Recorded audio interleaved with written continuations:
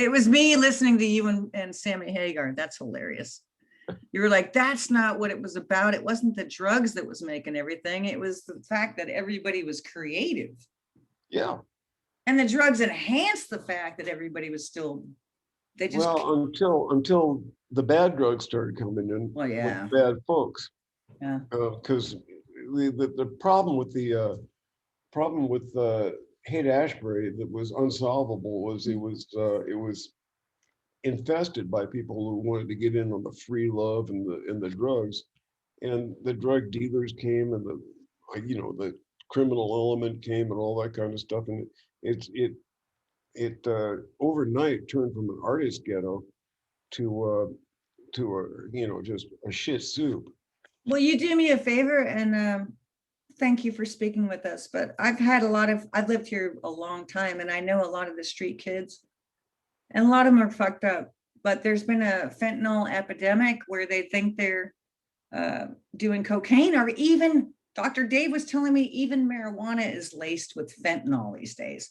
Why is that? I don't know. But the point is, what would you like to say to all the kids that are still coming to the Haight-Ashbury, Bobby?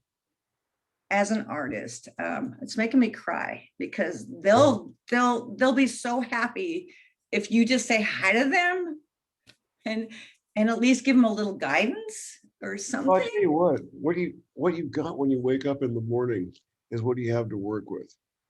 And go with that.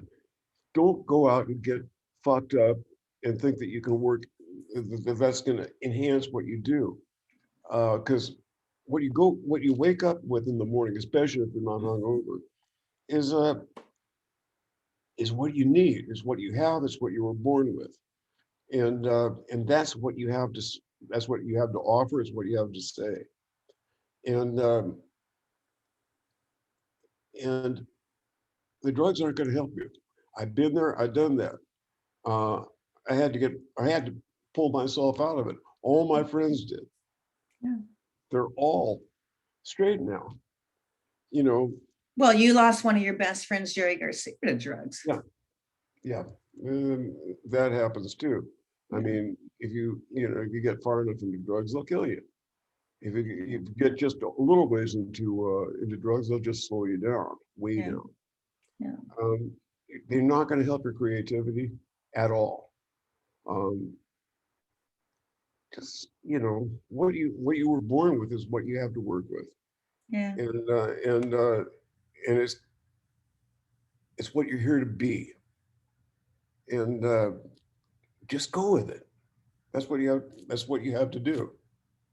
I've been doing a lot of Kundalini Yoga. I think it's a lot about listening and not trying to fill it up, but listening. Yeah. I'm just turned 59, and I've tended to go horseback riding and go on my Aries and go. But as I get older, it's like, maybe I should just sit back and listen a little bit. And it gets more beautiful as you sit back and listen. And then you realize, hey, I don't want to be mean to my body anymore. That's dumb. Right? Yeah. Go ahead. What you're born with is all you need, really. And what you wake up with is what you have to work with. Yeah. Go for it with that. You say again, go for it with thought. With what you woke up with. Isn't that the Barlow Line? Sure don't know what I'm going for. Right. But I'm gonna go for it for sure. Right. God rest his soul. I think miss that man. I'm sure you miss him too. Yeah. Although sometimes, shut up. Timothy Leary, one time I was hanging out, Timothy Leary with Barlow, and Timothy Leary's like, oh, shut up, Barlow.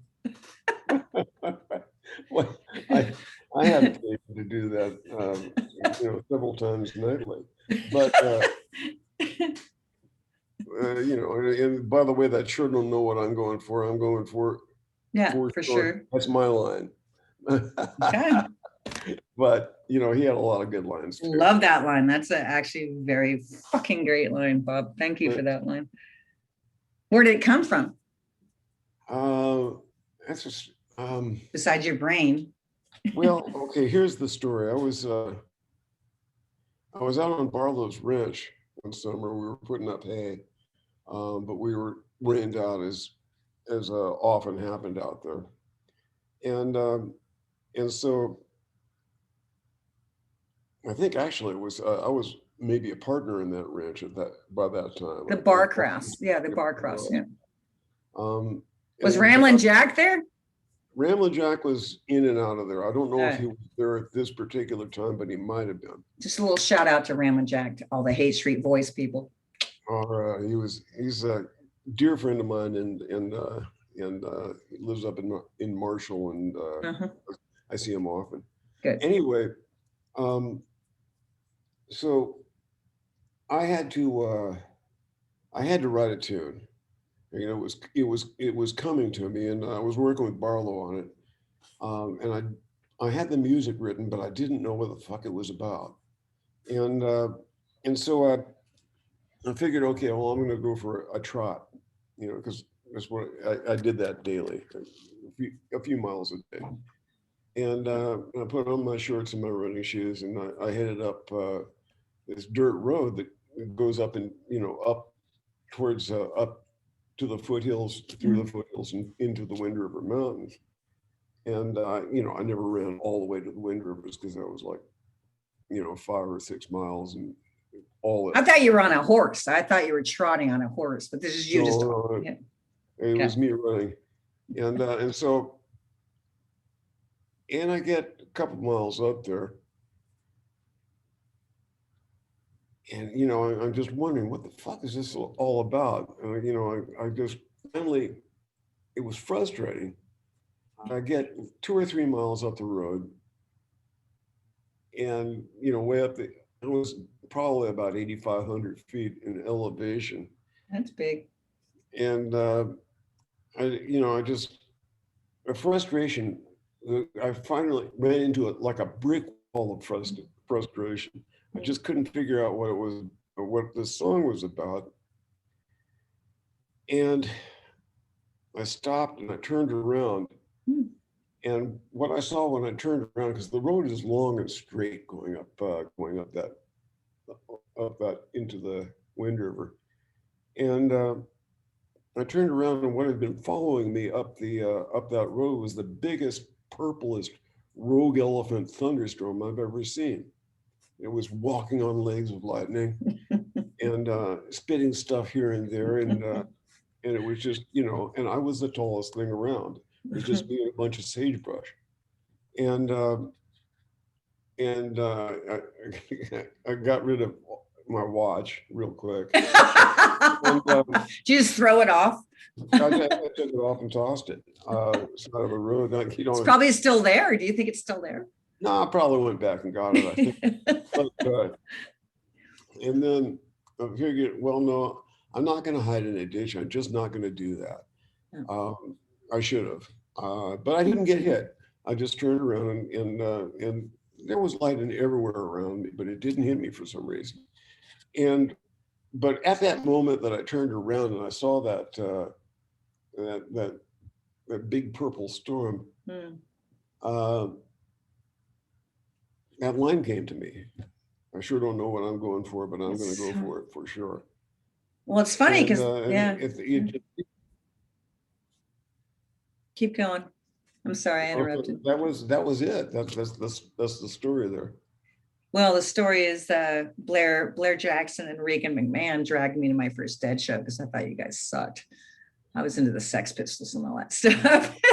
And anyway, they dragged me to my first Dead show in '85, and I don't want to go down that road. But anyway, that was the song that really, my mom had just died, and I was ready to do something. And I moved to New York like a couple months later. I just needed to go for something. It spoke to me. So I appreciate I appreciate you getting hit by lightning or whatever happened there. Thank you for taking one for the team there, Bob. Right. Hey y'all. Hope you enjoyed part 2 of our exclusive interview with Bob Weir of the Grateful Dead, the lovely Bob Weir from the Grateful Dead. And we totally appreciate you watching, and please help support hyperlocal community journalism by clicking on the links below, and whatever you can afford, it totally helps every little bit. And thanks for watching, and we'll have part 3 of our chat with this lovely guy later this week. Peace, and have a beautiful Sunday, or a beautiful day in general. Have a beautiful day always. Peace. Thanks for watching.